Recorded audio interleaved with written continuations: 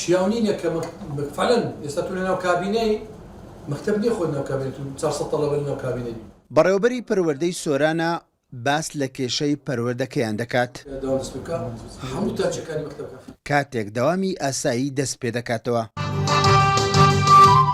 خراپی و کەموکوڕی و کەمی بینایی خوێندن چەندە گرفتی بۆ دروستکردوون.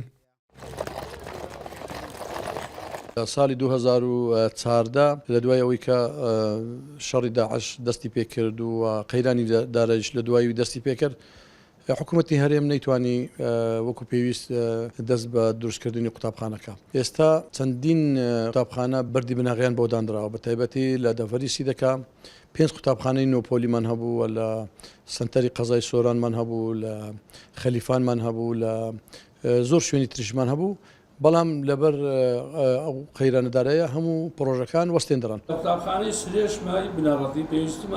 لە سنووری پەروەردەی چۆمانیش گرفتی خراپی بینایی خوێندن و نەبوونی هیچ خوێندنگایەکی 12 پۆلی و 18 پۆلی لە تەواوی سنووری پەروەردەکە بە سەنتەری قەزای چۆمانیشەوە.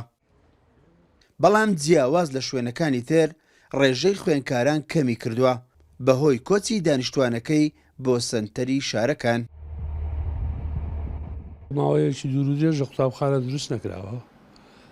قوتابخانەکان بەڕاستی بەرەو هیلاکەتی ڕۆن لە ڕێگای خۆشانەوە بەڕێوەبەرەکان و خەڵکی خێرخوازیش هاوکاریان کردن کۆ قوتابخانەکان بە شێوەیەشی گشتی والێنەیەن کەوا زۆر بێکەلێک بن.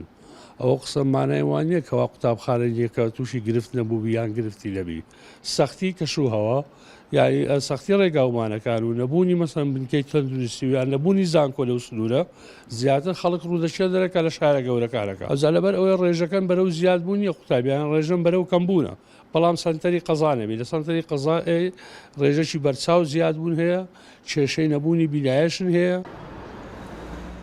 بەهۆی قەیرانی دارایی لە ساڵی 2014 هیچ پرۆژەیەکی خزمەتگوزاری لە بواری پەروەردە لە سنووری ئیدارەی سۆران جێبەجێ نەکراوە. دەیان بەردی بناغە و پرۆژەی تەواو نەکرا و ماونەتەوە گرفتی بۆ پرۆسەی خوێندن دروست کردووە. لە بودجەی تەرخانکراویش بۆ ئیدارەی سۆران کە زیاترە لە 17 ملیار دینار کەرتی پەروەردە بەدەرکراوە و هیچ پرۆژەیەکی پەروەردەیی سوودمەند نابێ لەو بودجەیە. اسماعیل عوسمان، کورسات نیوز، ئیدارەی سۆران.